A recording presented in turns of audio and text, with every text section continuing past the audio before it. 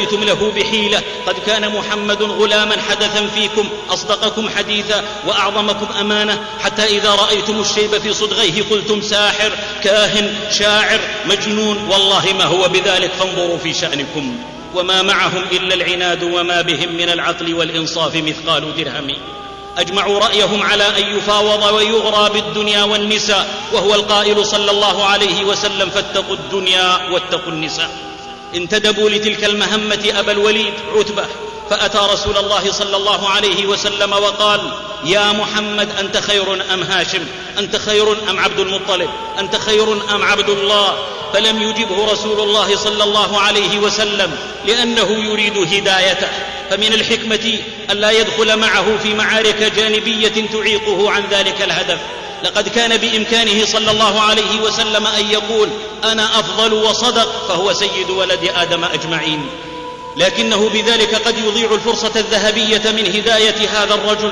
وكان بإمكانه أن يثني على آبائه بما فيهم من صفات حميدة، لكنه بذلك يتيح الفرصة لعتبة أن يلزمه بما يترتب على ذلك من اتباع دينهم، وقد فعل. ولذا آثر بحكمته عدم الإجابة، فالسؤال لا يستحق ذلك، لأنه ليس في صميم الموضوع الذي عقد من أجله الحوار. فهم عتبة ذلك فقال: إن كنت تزعم أن هؤلاء خير منك فقد عبدوا الآلهة التي عبت، وإن كنت تزعم أنك خير منهم فقل حتى نسمع قولك. والله ما رأينا سخلة أشأم على قومه منك، فرقت جماعتنا وعبت ديننا وفضحتنا، والله ما ننتظر إلا مثل صيحة الحبلى فيقوم بعضنا إلى بعض بالسيوف فنقتتل حتى نتفانى. ويا له من عور عن الحقيقة، لا بد في العور من تيه ومن صلف، لأنهم يبصرون الناس أنصافا. من أين يدري الفضل معدومه؟ لا يعرف المعروف إلا ذووه. تظن بعض القوم علامة، وهو إذا ينطق بوم يفوه. ثم ألقى عتبة حباله وعصيه إغراءات تغشى البصائر وتزيغ الأبصار بلغة مسمومة، ما لامست مستشرفا لها إلا أهدته السم ونزعت منه الروح وأبقت الجسم. وكم لعبت بهذه النغمات النشاز أصابع من على أوتار، فلم يبال الصادقون بما وقع منها وطار. قال: يا محمد، إن كان إنما بك المال جمعنا لك من أموالنا حتى تكون أكثرنا مالا، وإن كنت تريد شرفا سودناك فلا نقطع أمرا دونك، وإن كنت تريد ملكا ملكناك، وإن كان شيئا تراه لا تستطيع رده عن نفسك طلبنا لك الطب حتى نبرئك، وإن كان إنما بك النساء فاختر من أجمل نساء قريش 10. يا محمد قل نسمع. فلو كان الحديد للينوه، ولكن كان أشد من الحديد. في حلم ورحابة صدر أعرض عن ترهات عتبة وأغضى عن سبابه، وقال في أدب النبوة يكنيه: أفرغت يا أبا الوليد؟ قال: نعم.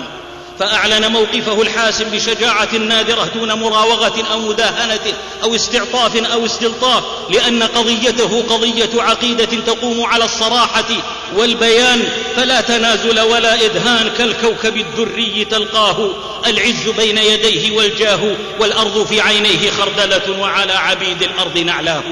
قذف باطلهم بأوائل فصلت، فالشمس منها سطعت وحسمت، ورفعت الحجاب وأثارت الإعجاب، ومحت السلب بالإيجاب. حاميم تنزيل من الرحمن الرحيم، كتاب فصلت آياته قرآنا عربيا لقوم يعلمون، بشيرا ونذيرا، فأعرض أكثرهم فهم لا يسمعون.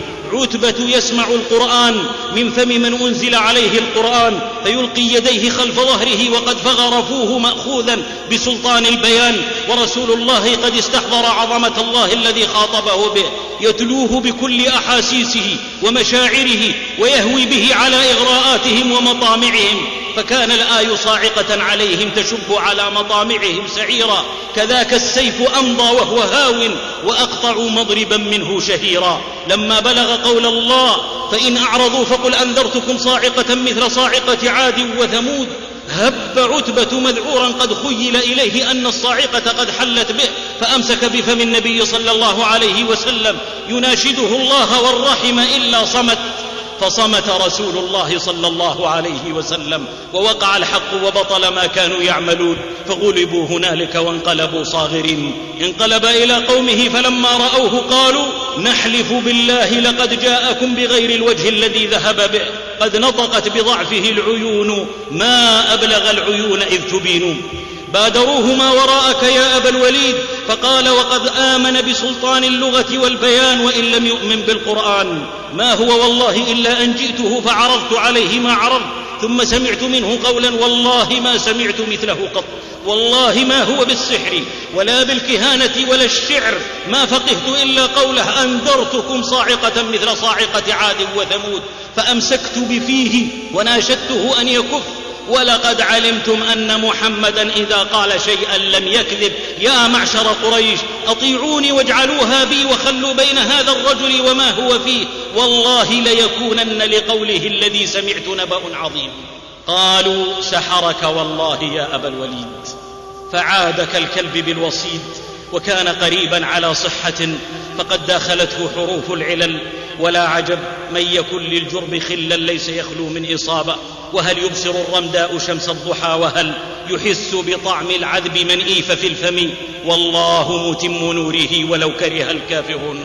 معشر الإخوة، إنها إشارة منه صلى الله عليه وسلم في شجاعة فذة مفادها لا لقاء بين الحق والباطل، لا اجتماع بين النور والظلام، الاختلاف جوهري يستحيل معه اللقاء على شيء في منتصف الطريق.